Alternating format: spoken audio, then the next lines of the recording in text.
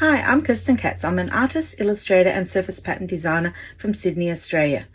Every Tuesday I come on, make a quick little live video, recorded live anyway, in between my work and just catch up with everybody, and it's Chit Chat Tuesdays.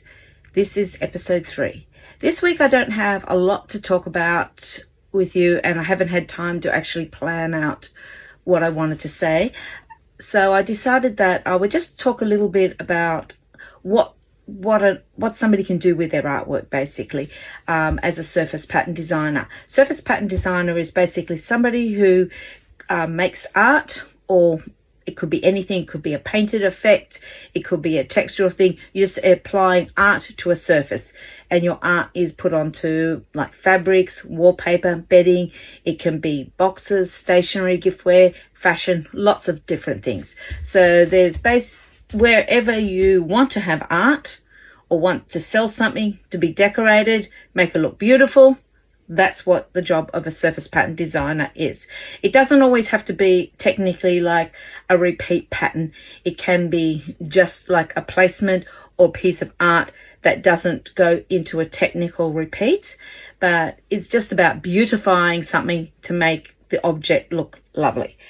One of probably my favorite things to do is to design fabrics, where I will paint an original piece of art or hand illustrate it, the flowers or birds or whatever it is, and then later on I'll put it into a repeat pattern so that it can be printed continuously across the fabric, where it just keeps going and going and going. I probably didn't explain that very good.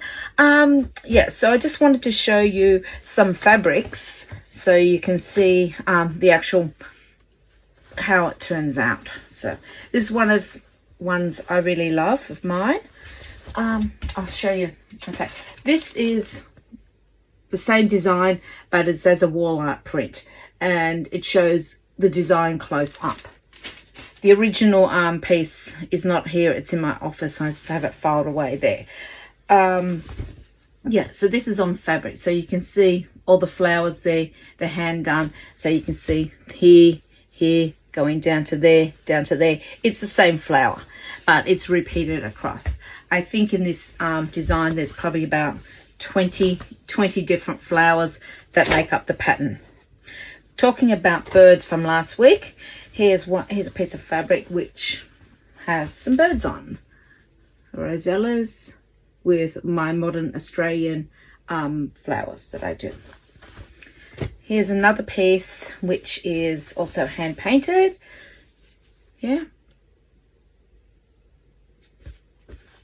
And then just to show you something totally different, just let this one drop down. It's a very modern, just like abstract sort of textural piece. So that's just some fabrics to show you. I'm going to go and switch the camera around because I just I'll have a little flip through a sketchbook here, or it's not really a sketchbook, it's how I file away my original pieces of art into a folder, and I'll just talk about some of the pieces and show you the outcomes of the fabric or the details that were made from them. It's quite late here in the afternoon and the light's getting a bit dodgy and a bit dark, but I just wanted to sort of like take you through a little flip through some of the original artworks that I've got here and painted designs. So not very good. I'm not very good at doing this stuff like this. So here. So when I paint my work, I always paint, usually I like A3 size paper because it gives you enough room to be able to make something big enough to be able to use later on for prints, wall arts, these ones, sketches sort of things there. And to make, just a lot of work you can do. Here, this one here, do I have it? Yeah, hang on, I'm just gonna pause this here. Hang on, I just have to come back and pause. So I just wanted to show you, here's the original piece of art, and beside it, this is the same piece which has been printed on bedding on a quilt cover. So you can see how the background has changed. The original flowers are still the same, and it keeps the integrity of the hand-drawn and original painted art. This is something that I like to do, which you can't always do when you have vector style art. So that's why I like to actually paint my own art. Next up is a piece which is very dear to my heart, which I call Prater Magnifica. This is the original art, and that is the actual design translated onto fabric. I'll just pull it over here and see a bit more of it there. So like you can basically see, you can really see how this is the original and that's the fabric, how the colors are perfectly matched. I also do the same print on a tea towel. So that's just another application of your art, that it can go onto fabric, which can be used for dresses, or anyone who sews so many things. Lots of people made lots of stuff out of it, and wall art prints and tea towels. But you can see from here how that you can see there's very little discrepancy in the actual original piece of art to the finished textiles print to the same piece on a tea towel. Only difference would be the scale and the design and the fact that it's been made into a repeat pattern. Next up, I'd just like to talk a little bit about making, just doing personal work and just building up your portfolio of pieces. So I'm just going to flip through some of the pieces that I just have sitting here in this folder. Some of them have been licensed on products and fabrics. Some of them are just there because I've done them and I love doing them. Yeah. So I just think that your work evolves over the time. Going back, these ones I did, I think in 2016 or 17.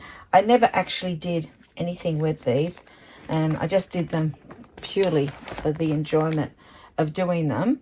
Is there? This piece was really experimental. I had a lot of crayons on it. One there. Next up, I'd like to just talk about functional art and products that has art on it. An easy example is a tea towel.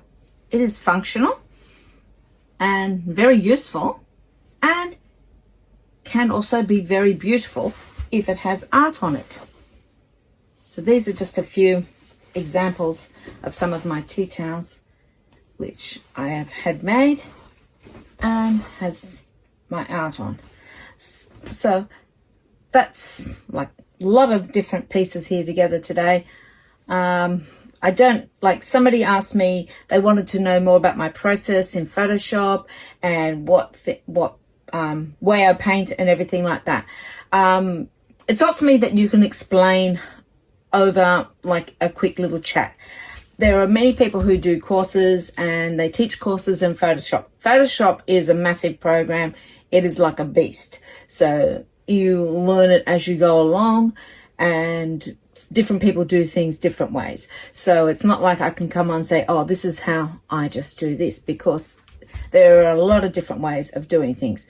The same thing is with paints and the way you paint or the paint you use. I think the best thing to do is start with one type of paint, or you might start with markers, or you might start with colored pencils, crayons, watercolors, acrylics. Oils, I haven't ever painted with, and it's like a goal of mine to get to oils, but I find that quite scary. So my advice, if anyone like wanted to learn more about the way I do things, is to just give it a go. That's how I find my way around things.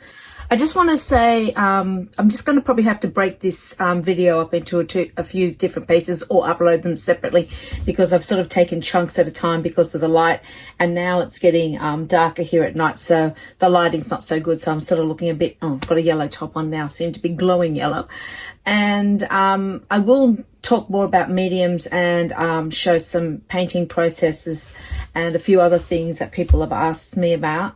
But I'll have to do that later in the week, or it might come on to next week's. But anyway, I wanted to say thank you for sticking with me and listening to my ramblings of like my art and design and everything like that. And yeah, I'll see you next week. Bye.